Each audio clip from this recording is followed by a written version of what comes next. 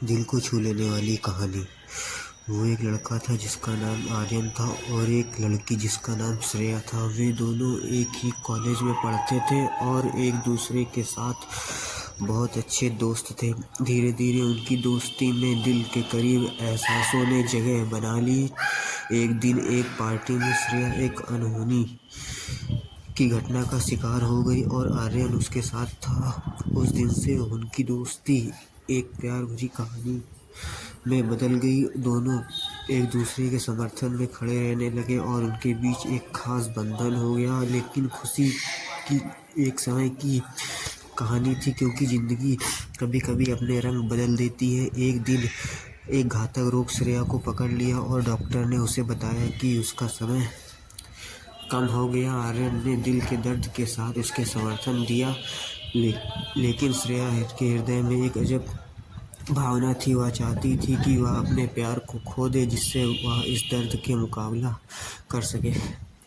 उसकी दिल की ये अभिलाषा आर्यन को जानने में थी और वह श्रेया के साथ जितना भी समय बचा था उसे उसकी प्यार भरी ख्वाहिश पूरी करने का फैसला किया। वे एक बार फिर साथ आए, खुद को इस प्यार में खो दिया और अपने दिल की बातें आपसी शर्तों के बिना कह दी। श्रेया की आंखों में खुशी और दर्द दोनों दिख रहे थे, क्योंकि उसे पता था कि उसके प्यार की अंतिम ख्वाहिश पूरी हो रही थी।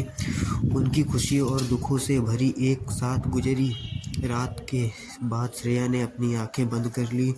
उसके अंतिम समय में उसका अंतिम मुस्कान आर्यन को था। उसके प्रियजनों ने देखा कि वह खुश थी, क्योंकि उसने अपने प्यार को पाने का एक अद्भुत सफर पूरा कर लिया था।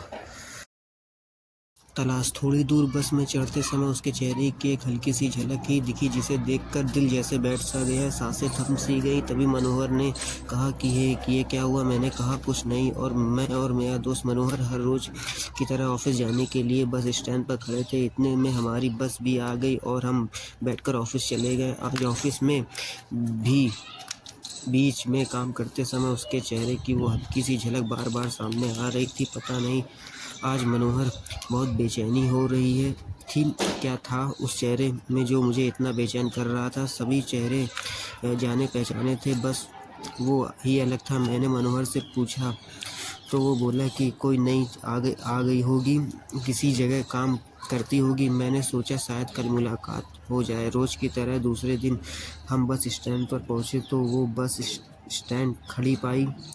मैं बात करने के लिए जैसे ही आगे बढ़ा, मनोहर ने पीछे से खींच लिया और बोला चल जल्दी बस आ गई है। मैं उससे बात नहीं कर पाया। आज ऑफिस में सोच रहा था कि कल जरूर बात कर लूँगा। तीसरे दिन वो चेहरा बस स्टैंड पर कहीं नज़र नहीं आया। मैंने हर जगह देखा, लेकिन वो कहीं नहीं दिखी। उस दिन के बाद वो कहीं नहीं दिखी। सोचने लगा कि कौन थी और कहाँ से आई थी। फिर सोचने लगा कि दुनिया गोल है, किसी दिन उससे ज़रूर मुलाकात होगी। अब जब भी कोई उस बस में चढ़ता दिखाई देता है तो नज़रें उसको तलाश रही हैं।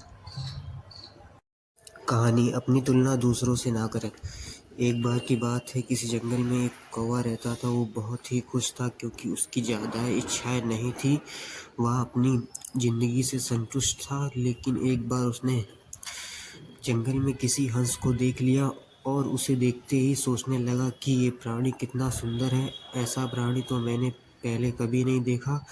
इतना साफ और सफ़ेद यह तो इस जंगल में औरों से बहुत ही सफ़ेद और सुंदर है, इसलिए यह तो बहुत खुश रहता होगा। कौवा हंस के पास गया और उससे पूछा, भाई तुम इतने सुंदर हो, इसलिए तुम बहुत ही खुश होगे।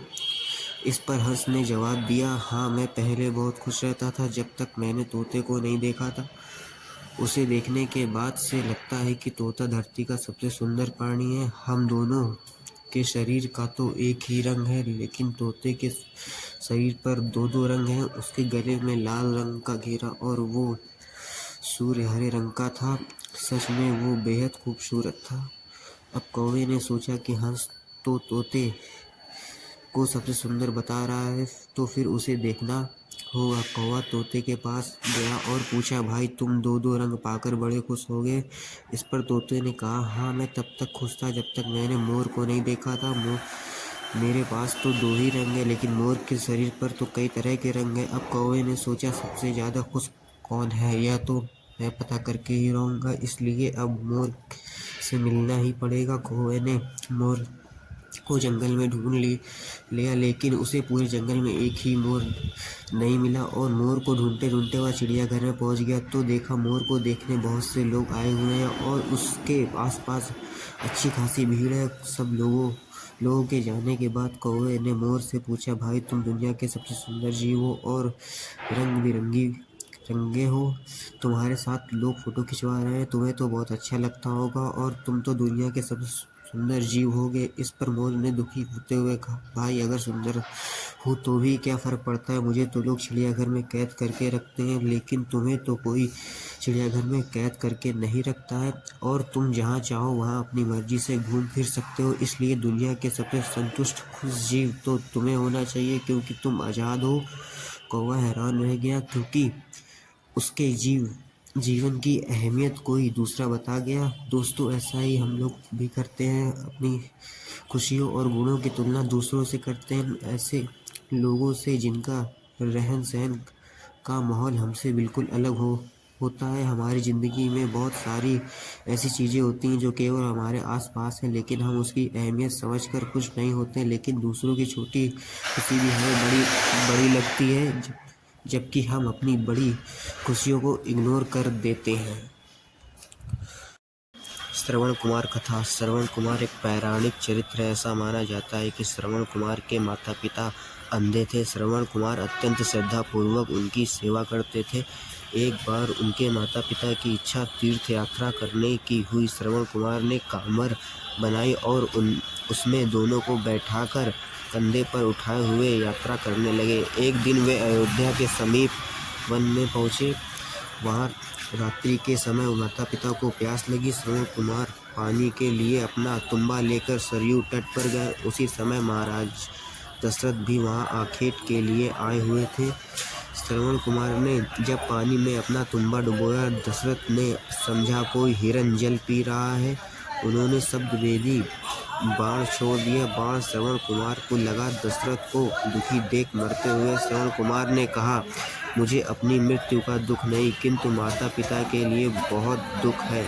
आप उन्हें जाकर मेरी मृत्यु का समाचार सुना दें और जल पिलाकर उनकी प्यास शांत करें। दशरथ ने देखा कि श्रवण दिव्य रूप धारण कर विमान में बैठ स्वर्ग को जा रहे हैं।